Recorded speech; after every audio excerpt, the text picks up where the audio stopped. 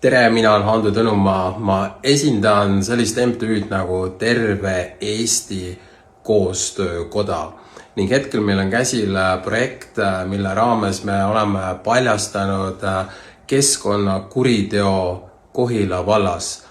Meil on tõendid, et rahvale on valetanud Rail Baltica, Keskkonnaamet, ehitusfirma Trev2 Grupp ja Kohila valla volikogu.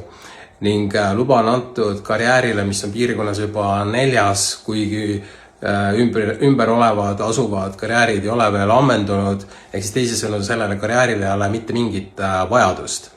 Ning meil on tõendid, et kõik 4 osapoolt on rahvale valetanud või ütleme siis tõega manipuleerinud.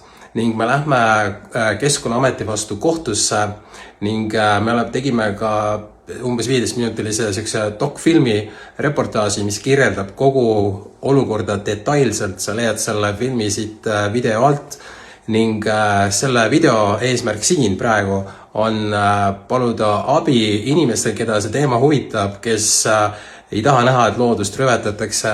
Nagu me ütlesin, me läksime Keskkonnaameti vastu kohtusse, et meil on vaja advokaadi kulu kinni maksta ja kohtukulud, et igasugune abi on kasuks.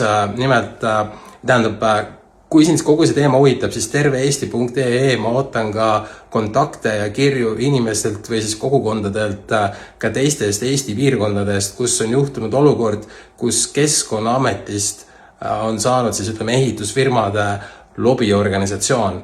Et kui sul on infot, mida jagada, siis ma arvan, me võiksime tulla kokku ja teha täiesti üleriigilise ühishagi kogu selle asja vastu, mis hetkel toimub. Aitäh!